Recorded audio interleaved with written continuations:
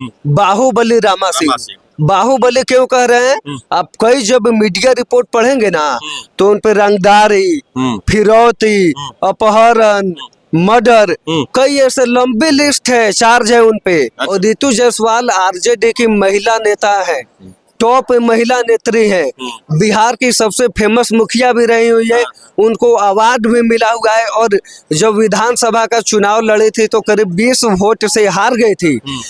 हम बात करेंगे शिवहर लोकसभा का जो है चर्चा जो है चल रहा है पूरे बिहार में, क्योंकि शिवहर लोकसभा से लवली आनंद को एनडीए ने अपना कैंडिडेट उतारा है। वहीं बात करेंगे राजद की, तो राजद ने अपने कैंडिडेट जायसवाल को हरी झंडी दिखा दी है, लेकिन अभी तक टिकट नहीं मिला है। लेकिन एक और नया खबर मिल रहा है कि रमा सिंह चुनाव लड़ सकते हैं। बाहुबली रमा सिंह वो वैशाली से भी चुनाव सांसद रह चुके हैं। बात करेंगे, हमारे साथ सानू पांडे हैं। सानू पांडे, क्या लग रहा है रमा सिंह का नाम एंट्री आ गया शिवहर में, तो जायसवाल का लाइन कटेगा क्या? देखिए, पहले ये समझिए, अगर रितु जायसवाल का टिकट कटता है, हालांकि हरी झंडी उनको दिखाई गई है आरजेडी से, लेकिन टिकट सिंबल नहीं दिया गया है। अब सामने कौन आ रहा है?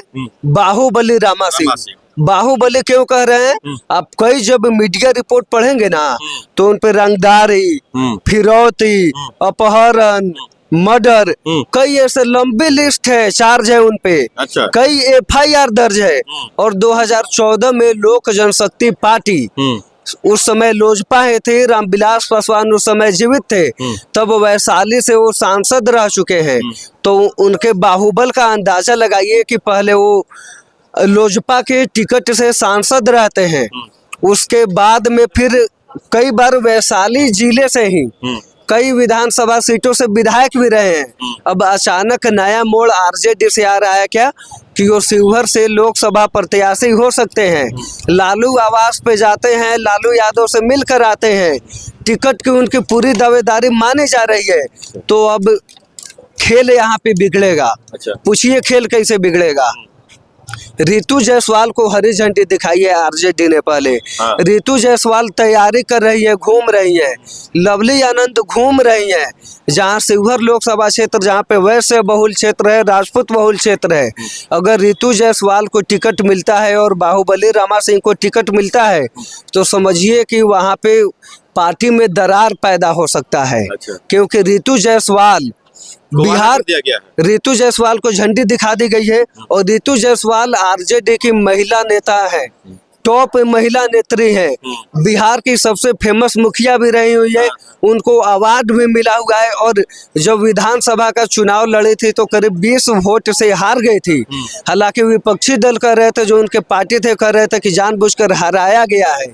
तो आप रितु जायसवाल का दमखम देखिए कि जिस तरह से वो तैयारी कर रही है और हुजूम उमड़ा है उनके खिलाफ, और जिस तरह से एकदम फ्रेश चेहरा है, कभी अभी तक दाग नहीं है उन पे। अगर पार्टी उनको हटाकर बाहुबली रामा सिंह को टिकट देती है तो कहीं ना कहीं जो उनके पार्टी के जो वोटर है या जो रितु जायसवाल के प्रति इच्छुक दिख भी रहे हैं, दूसरे एनडीए के वोटर हैं या जो किसी भी दल को वोट देते हैं, वो भाग जाएंगे लवली आनंद की ओर।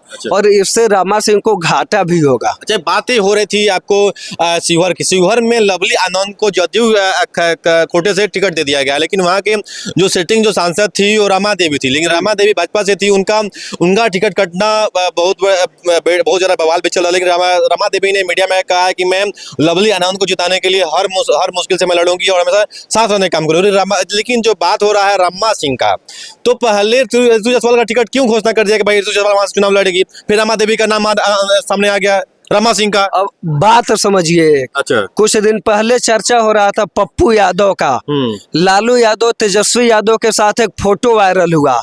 बोले कि मधेपुरा सुपौल पे लड़ जाओ राजद में पार्टी विलय करके। पूर्णिया का बात हुआ, बोले कि कांग्रेस के खेमा में है पूर्णिया। और टिकट वहां से किसको कैंडिडेट बनाए? आरजेडी बीमा भारती को टिकट बनाई। तो यहीं पे समझ जाइए कि लालू यादव किस तरह से पप्पू यादव के साथ गद्दारी किए, वैसे ही अगर रितु जायसवाल के साथ गद्दारी किए तो वहां सीट तो अब की बार सुपड़ा साफ हो जाएगा फिर। और इसका असर 25 में भी देखने को मिलेगा।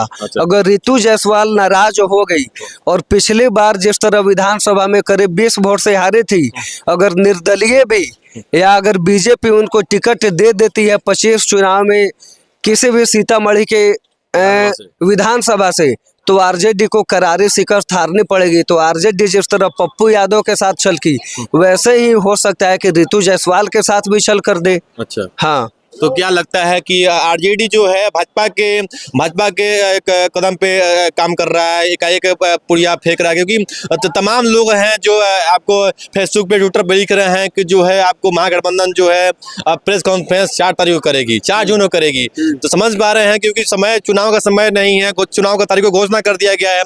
तमाम जो भी कैंडिडेट है उनको तैयारी करने का समय चाहिए, लेकिन समय काफी नजदीक आ गया है, लेकिन किसी कैंडिडेट का घोषणा नहीं किया जा रहा है। कैसा क्यों आरजेडी क्यों कर रही है? यही कारण है कि आरजेडी का सुपड़ा साफ रहता है लोकसभा चुनाव में। अच्छा, 19 में जो लोकसभा चुनाव हुआ था उसमें सिर्फ एक लोकसभा सीट निकाला था, वो भी कांग्रेस ने। आरजेडी का सुपड़ा साफ क्यों हो गया होता है हमेशा, इसी बात से अंदाजा लगा लीजिए। क्योंकि जमीनी कार्यकर्ता को टिकट नहीं देती है, एक ही बार लैंडिंग करा देगी। आप पूर्वी चंपारण का देख लीजिए, करीब 10 कैंडिडेट का नाम सामने आता है कि फल्ला होंगे, चिल्ला होंगे, ऐसे ऐसे। यही कारण है कि आरजेडी पहले से कैंडिडेट घोषित नहीं करती है। इसी कारण आरजेडी का सुपड़ा साफ होता है।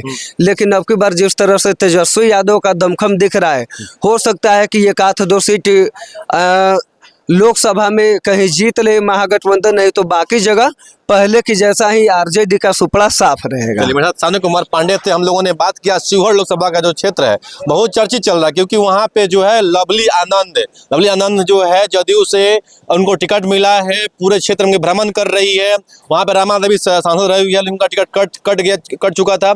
उसके बाद आपको जदयू खाते में वो सीट चला गया, लेकिन तमाम भ्रमण कर रही है। लेकिन महागठबंधन से आरजेडी के टिकट वहाँ पे मिला है, आरजेडी कोटे में गया है, लेकिन वहाँ पे ऋतु जायसवाल जो है पूरा भ्रमण कर रही है। लेकिन नया जो खबर चल के आ रहा है कि रामा सिंह वहां से चुनाव लड़ सकते हैं। आपका राय क्या है? कमेंट में जरूर देना।